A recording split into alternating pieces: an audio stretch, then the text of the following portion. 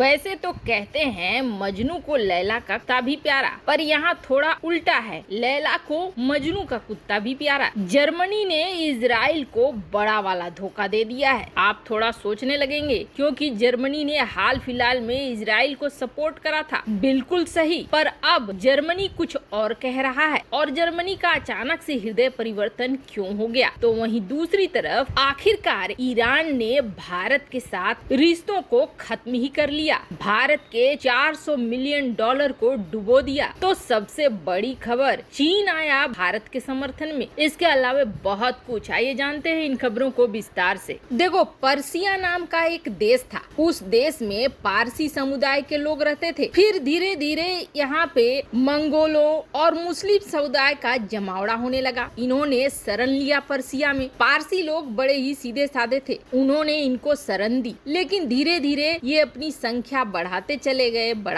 गए और नौबत यहाँ तक आ गई कि पारसी लोगों को पर्सिया को छोड़ अलग अलग जगह में भागना पड़ा। ऐसे ही भाग के कुछ भारत में आए, कुछ और कहीं चले गए। इस तरीके से पर्सिया के लोग वहाँ से निकल गए और अब पर्सिया ने अपना नाम भी बदल लिया और वो पर्सिया हो गया ईरान। मैप पे देखेंगे तो ये ईरान रणनीतिक रूप से बहुत महत्वपूर्ण है और कभी भारत का दोस्त भी रहा है। पर अब ईरान ने भारत के 400 मिलियन न सिर्फ हड़प लिए, बल्कि भारत को एक बड़ा वाला धोखा भी दे दिया है। देखो, दुनिया में इस वक्त जहां तेल की डिमांड है तो वहीं नेचुरल गैस की भी डिमांड है, और जहां नंबर 1 पर रूस है नेचुरल गैस पूरी दुनिया को बेचने में, तो वहीं दूसरे नंबर पर ईरान है और तीसरे नंबर पर कतर है। ईरान की बात करें तो ईरान के कई ऐसे इलाके हैं जहां पर नेचुरल गैस का भंडार है, पर ईरान अपने ऊपर लगे हुए प्रतिबंधों की वजह से और आर्थिक अवस्था की वजह से बहुत सारे नेचुरल गैस के खदानों का तो खोज भी नहीं कर पाता है।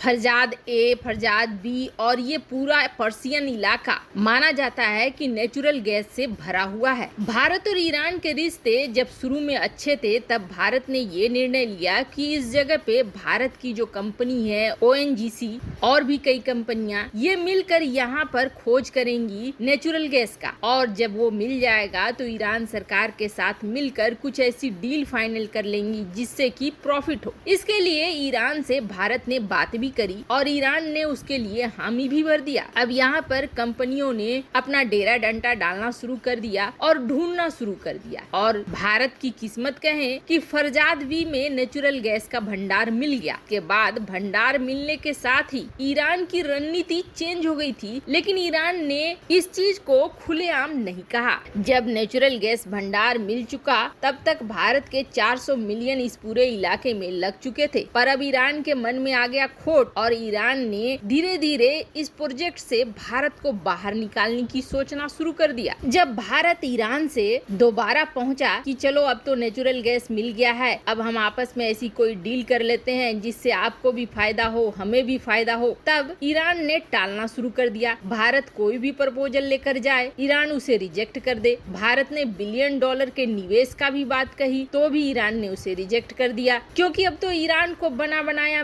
जगह मिल गया। ईरान को पता चल गया कि यहाँ पे नेचुरल गैस है, तो अब वो ये सोचने लगा कि उसकी खुद की सरकारी कंपनियां निकालेंगी, इसमें भारत को प्रॉफिट क्यों देना। और अब आखिरकार ईरान ने बड़ा फैसला लेते हुए फरजाद बी गैस प्रोजेक्ट से भारत को बाहर कर दिया है और अपनी सरकारी कंपनी को लगा दिया है कि वह अब यहाँ से गैस निकाले और दुनिया भर को बेचे। ऐसे में अब ये माना जा रहा है कि भारत के साथ ईरान के रिश्ते बड़े ही क्रिटिकल दौर में पहुंच गए हैं। वैसे आपको बता दें, चाबहार पोर्ट भारत के लिए बहुत महत्वपूर्ण है, इसलिए अब तक भारत चुपचाप इस घूंट को पी रहा है। पर अगर चाबहार पोर्ट वाले प्रोजेक्ट से भी बाहर करने की कोशिश करता है ईरान, तब तो आप यही समझ लो कि ईरान और भारत के बीच रिश्ते पूरी तरीके से खत्म ही हो गए। तो वहीं दूसरा झटका इजराइल को मिला है। दरअसल इजराइल ने जब इस लड़ाई को शुरू किया था तो इजराइल को पूरी दुनिया का लगभग समर्थन मिल ही रहा था, क्योंकि हमास अपनी इस रणनीति पर काम करता है कि वो सिविलियन इलाके से इजराइल के ऊपर फायर करता है। अब इजराइल जब उसका बदला लेने जाता है, बदली की कार्रवाई करता है, तब नागरिक उसके शिकार बन जाते हैं। बस उसी इमेज को, उसी फुटेज को पूरी दुनिया भर में दिखाना शुरू कर देता है, जिससे कि मानव अधिकार, प्यार और लोगों की सहानुभूति चली जाती है फिलिस्तीन और गाजा के तरफ, गाजा के आम नागरिकों के तरफ जाती है, लेकिन फायदा इसका उठाता है हमास और बदले में इस तरह के हमले करता रहता है। उसकी रणनीति बरसों से यही चली आ रही है और इसमें वो सफल भी हो जाता है। शुरू में जब इजराइल ने वापस से रॉकेट दागने शुरू किए थे, तब जर्मनी ने, अमेरिका ने और लगभग फ्रांस वगैरह जितने भी बड़े देश थे, सब ने इजराइल का साथ दिया था और ये कहा था कि इजराइल को अपनी बचाव करने का पूरा हक है। पर अब जैसे जैसे कई फूटे जा रहे हैं आम नागरिकों के, आम घरों के, बिल्डिंगों के, उसके बाद दुनिया भर में इजराइल के खिलाफ प्रदर्शन भी होने लगे हैं। यही जर्मनी के रक्षा मंत्री ने ये कहा था कि इजराइल को अपनी रक्षा करने का पूरा अधिकार है और हमास के लिए जो भी कार्रवाई इजराइल कर रहा है वो बिल्कुल सही है। पर अब जर्मनी, अमेरिका,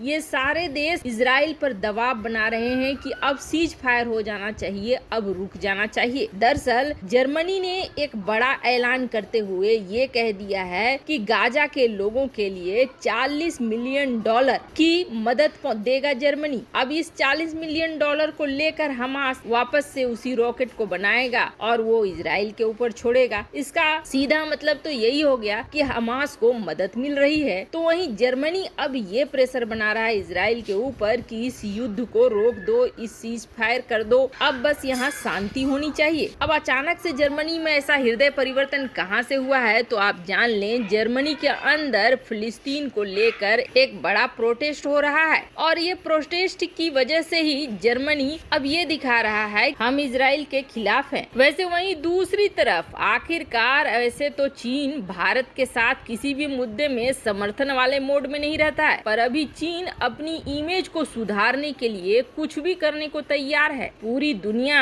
में जिस तरीके से बदनाम हुआ है चीन, अपनी इज्जत बचाने के लिए अब वह हर कुछ करने को तैयार है। दरअसल WTO में भारत दक्षिण अफ्रीका के देशों के साथ पेटेंट वेबियर को लेकर, वैक्सीन के ऊपर से राइट्स हटाने को लेकर लड़ाई लड़ी रहा है। पर अब तक जितने भी विकसित देश, अमीर देश थे, वो चुपचाप थे और इस मामले में ज्यादा से ज्यादा प्रॉफिट कमाने के चक्कर में थे। पर आशा से विपरीत चीन, जो अब तक चुप था, उसने ये ऐलान कर दिया है कि वह भारत के मांगों का समर्थन करता है। भारत जो कह रहा है वो सही कह रहा है और वैक्सीन के पेटेंट्स हटने चाहिए। वैसे अभी भी ये निर्णय होना बाकी है, पर इतना जरूर है कि वह ये सोचता है कि इस मामले में अगर जीत मिलती है तो भारत दुनिया भर में अपना कद बढ़ा लेगा। ऐसे में भारत का कद न बढ़े। वैसे आपको क्या लगता है, क्या भारत को ईरान के खिलाफ अंतर्राष्ट्रीय कोर्ट में जाना चाहिए? कमेंट कर अपनी राय जरूर बताएं। जल्द मिलते हैं अगले वीडियो में नई खबर के साथ।